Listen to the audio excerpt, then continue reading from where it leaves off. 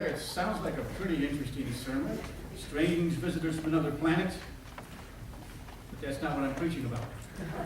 It's happened again. I'm putting that one off for at least a week or two, and I've got something else I wanted to share with you instead, if that's all right. Somebody told me this morning that I'm always changing things. No, I'm not. I'm just normally always changing things.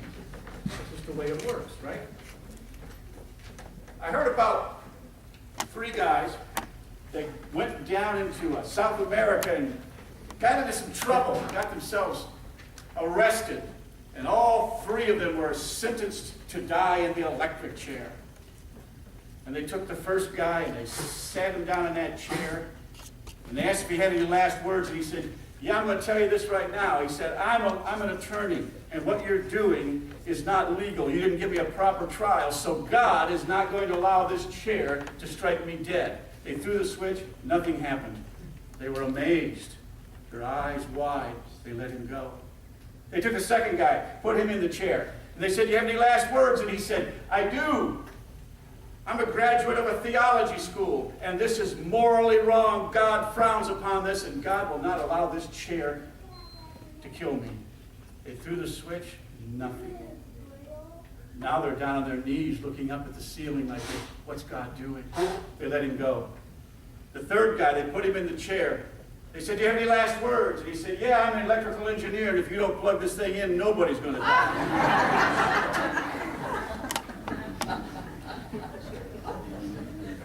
Kind of a bad choice, wasn't it? We make bad choices in life from time to time, I think. A lot of bad choices. And lately we've been hearing sermons about all of these wonderful characters of the Old Testament, and I begin each sermon by telling you that when you read these stories, you're reading about yourself, your own families.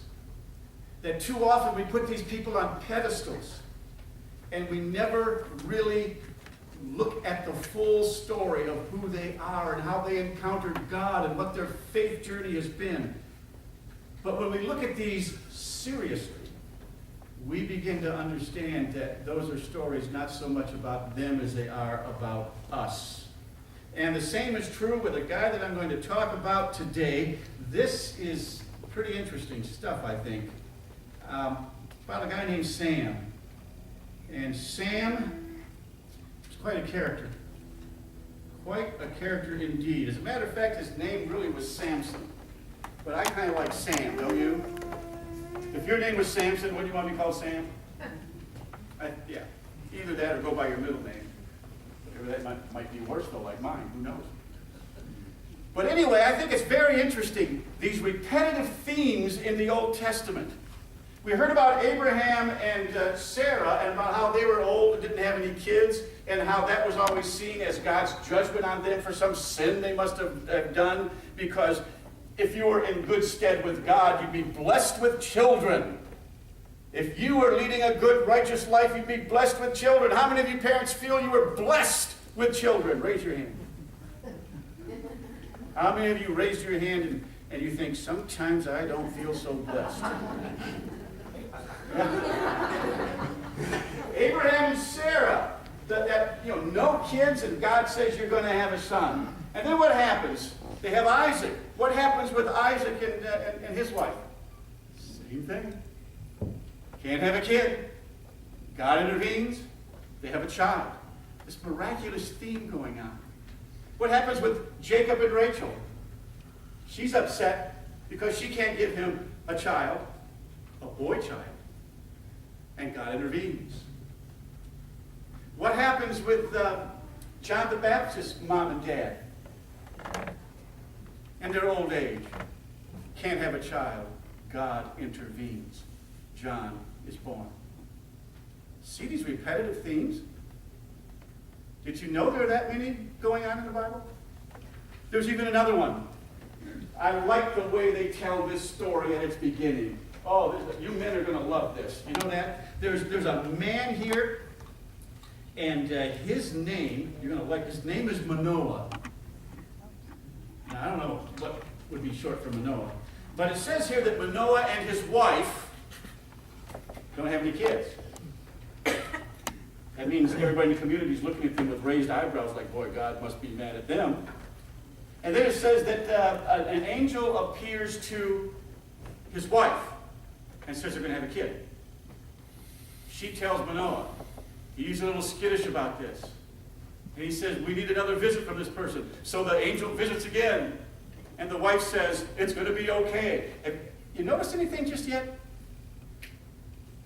What's her name? Doesn't tell us. Don't you just love that? We know it's Manoah, the man. That's the husband. Manoah, Manoah, Manoah. It's all over the place. But she's just referred to as the wife.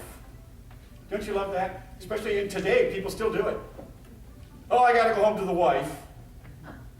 Or the wife wants me to take her out to dinner tonight. Didn't that sound romantic? The wife.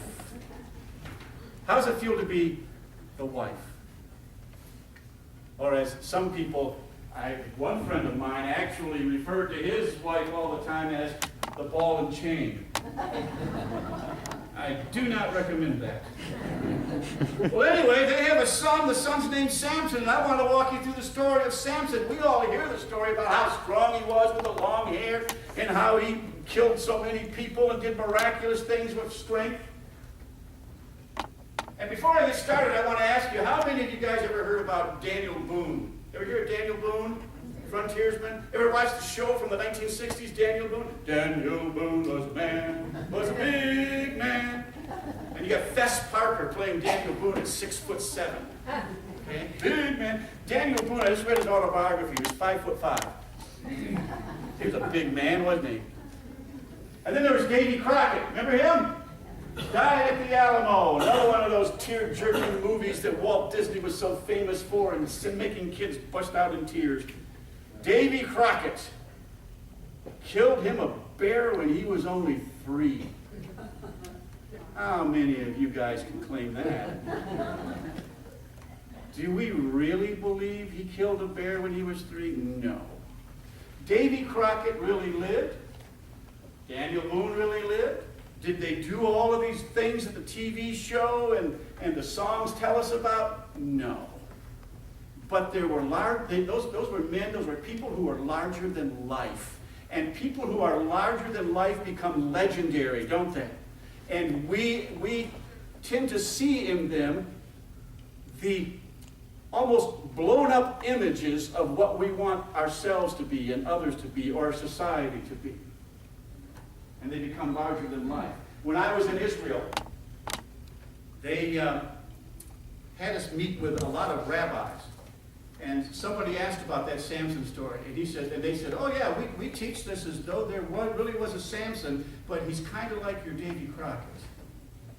And they view this as more of a legendary story. I'll leave that up to you as we go through this. It's an interesting story. It's a fascinating story. And as you hear about this, remember, you're going to tend to think about Samson. Think about yourself.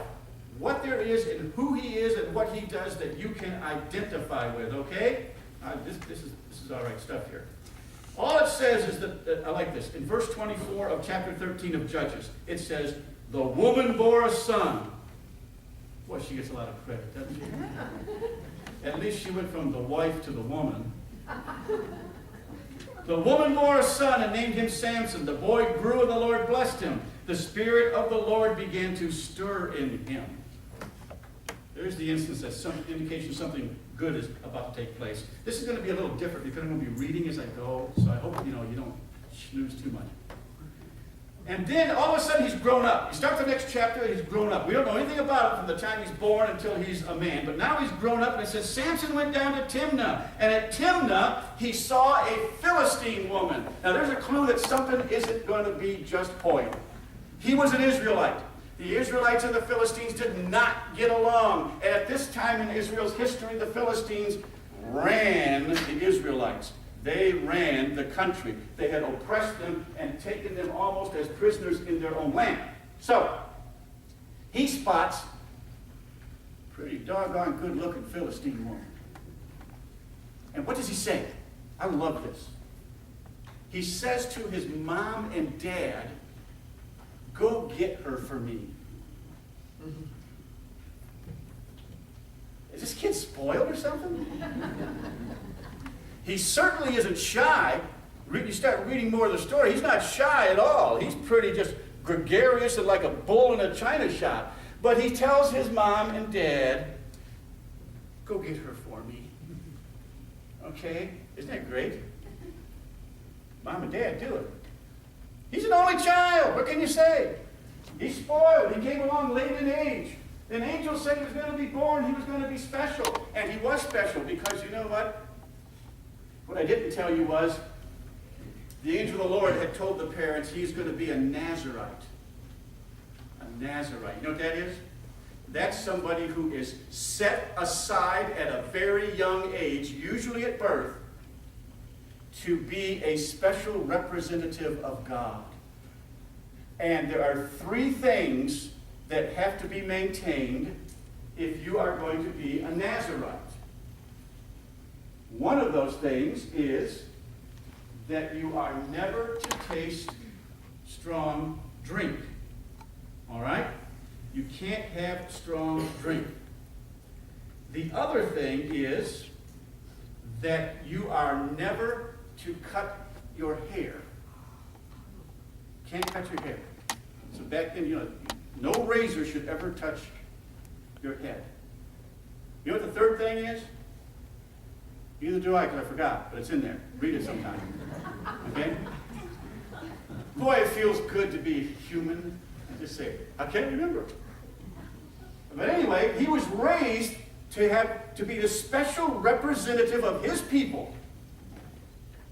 God's representative. There were things God had in plan for him. He sees a beautiful Philistine woman and says, go get her for me. They go and get her as good, dutiful, spoiling parents will do. And what does he do? He marries her. All right? I like that.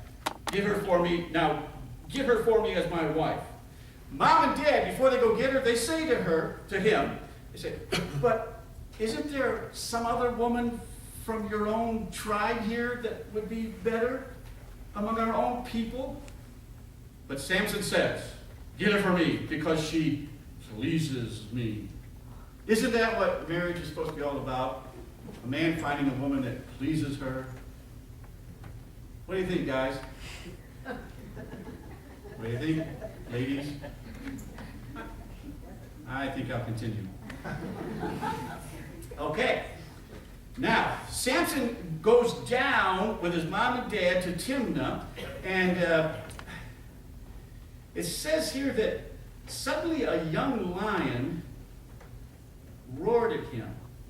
The Spirit of the Lord came upon him, and he tore the lion apart barehanded as one might tear apart a little lamb. That's pretty strong, dude. Grab it by the mouth. Remember the old Victor Mature movie? Grab that stuffed lion and he killed it. All right. So then he went down and talked with the woman, and she pleased Samson, and he returned and married her, and then he turned aside to see the carcass of the lion, and there was a swarm of bees inside the lion and honey. And he scraped the honey out, and he ate some, and he took some to mom and dad, and they ate some. And then he went back to the Philistine camp, back to his wife, and he's a real jokester. He's this guy that's got this big ego, and he is a jokester. So he makes up a riddle. Out of the eater comes something to eat. Out of the beast comes something sweet. His riddle's something like that. And he makes a deal with about 30 of these Philistine men that I'll bet you can't solve this riddle. And they make a wager. And he gives them like 3 days to solve this riddle. If they can solve it, Samson loses. He has to pay them whatever they bet. If they don't solve it, they have to give him a whole bunch of stuff.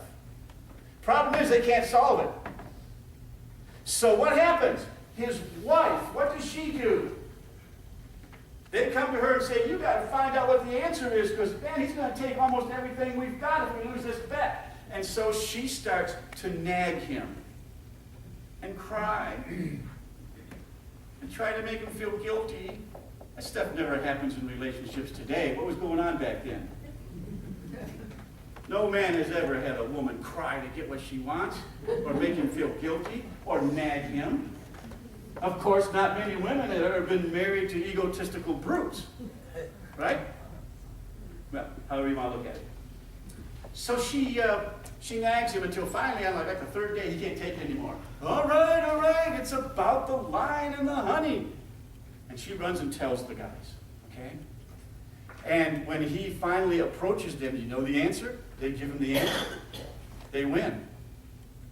And what does he do? I love what he says. I love what he says. He figures out that his wife ratted him out. So he looks at these guys, and here's what he says.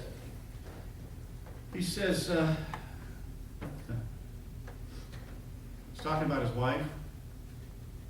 If you had not plowed with my heifer, you wouldn't have found out about my riddle. If you had not plowed with my heifer? How many of you women would love to be referred to as your husband's heifer? Sweetest day is coming. We can get a little new card made out. Can't we? I love you, my dear heifer. You know, it'd be great if you had not plowed with my heifer. Samson is such a romantic man. And he gets upset. And he just storms off, is what it says here. But not till he killed 30 men in the town and took all that they had and all of their garments and that sort of thing. And he just walked out on his new wife, his new family, and went back home. He's kind of like having a snit fit. Now, do I need to explain what a snit fit is? Because probably none of you have ever experienced one. But he has a snit fit. He goes home. So what does her father do? Well, he just killed 30 of us. He just ran out on us. So let's give, I'm going to do the honorable thing. I can't have my daughter be dishonored. So he gives the daughter to the best man. Isn't that cool? And you thought best men just dressed in tuxedos and stood there. Well, then he finds out about it. Samson gets over his snit fit, and he decides that he's going to go back and claim his wife. So he goes back, but the father would not allow him to see her. The father says, I was sure that you had rejected her, so I gave her to your companion. And then he says, is not her younger sister even better looking, though? He knows that Samson's a bad dude. Samson can hurt some people. He's seen him kill people. He doesn't want himself to get killed. So he says, well, I already gave her away, but there's a prettier one at home. Samson's got it made, hasn't he? Wow. Why not take her instead? Samson said, this time, I'm going to get my revenge on you Philistines. So the story says he goes out and he captures not one, not two, but 300 foxes. That couldn't have been an easy thing to do. Killed him with bear when he was over there. 300 foxes, and what's he do? He ties their tails together. That had to be a fun thing to see. And then he puts torches on those tails. That had to really brighten up the evening, didn't it? And he sends them loose through all of the fields, the grain fields, and the vineyards of the Philistines, and it burns everything down, and I bet it didn't do the foxes any good either. And now they're all upset, and they want revenge, okay? And so the Philistine says, who did this? Why has this happened to us? And they said, Samson, now get this, Samson, the son-in-law of Timnite, okay, brought this down upon us because he took Samson's wife and gave her to his companion. So what do? They go take Samson's father-in-law, throw him in the house with Samson's wife, and burn it to the ground. Oh, the good old days, huh? I mean, had they not heard of divorce? But that's what they do. Okay. So, the Philistines came up, burned her and her father. Samson said, this is what you do. I swear I will not stop until I've taken revenge on you. And he struck him down hip and thigh with a great slaughter and went down and stayed in the cleft of the rock of Etam. So he killed a whole bunch of people, took off, and kind of hid. Now, so far in this story, I want to ask you, What is there in Sam's life that reflects God's purposes for someone to be called into what we would equate with the priesthood? Not much. Not much. And now he's off in hiding. It's as though Samson was given this great gift, set aside for specific purposes in his life, things that he was to do for God, but he's really enjoying just being this big, strong, almost like a galoot, kind of selfish. How many of you remember the jocks in high school? And how many of us who were never jocks in high school were just waiting for the day when we grew up and they could just become bums? That's what our hopes were anyway. I don't know. Anyway. All right. Then the Philistines came up and they were going to make a raid on the Israelites to get even with them. And so all of these Israelite people, they come to Samson. 3,000 of them. And they say, the Philistines run the country. The Philistines allow us to stay here and live out of the goodness of their heart. And now you have upset them. And they're going to come and they're going to wipe us out. So here's what we want to do. We've come to tie you up and hand you over to the Philistines. He says, you're not going to kill me, are you? All of a sudden, after all he's done, it's like, you're not going to kill me. And they said, no, we're just going to tie you up and we're going to give you to the Philistines. That'll placate them, and we know you can probably take care of yourself anyway. So that's what they do. All right. And it is said here that they haul him away, but the ropes that are binding him, because he has this long hair and he was blessed with strength, God gave him super strength as long as he stayed in Nazareth. And so he breaks the ropes. I love that part in the movie, where he breaks the ropes, and there's 1,000 Philistine men there with their weapons and everything, and he picks up a fresh jawbone from a donkey and kills 1,000 of them as they come after him. Wow. That's a pretty bad dude. 1,000 of them. I like that.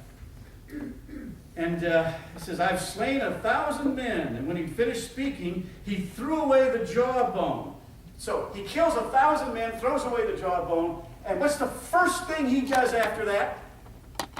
You got 1,000 men coming after you. You got a jawbone of a donkey. It's fresh. Take it for whatever it means. And when he's all done killing everybody, throws down the jawbone, looks up at God and says, I'm really thirsty. You just going to let me sit here and die of thirst? Isn't this a neat guy? You know anybody like that? Anybody that can be blessed with something and still find a reason to pout? Do you guys know anybody like that? Better question. Have you ever behaved like that? Have you ever been blessed by God or blessed with a good life or something good happened to you, but still you find a reason to pout? That's what he does. And God supplies him with something to drink, it says. All right.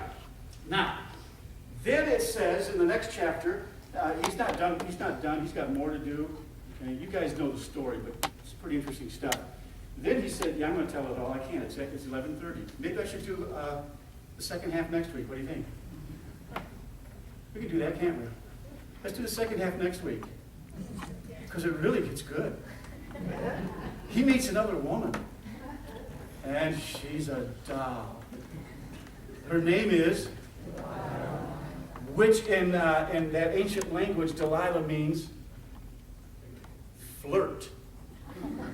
The story's gonna get good. Can you see yourself in this story yet? You have to admit it.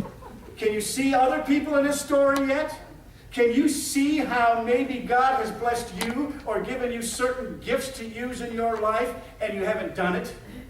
You've gone about living life the way you want to live it, being somewhat selfish.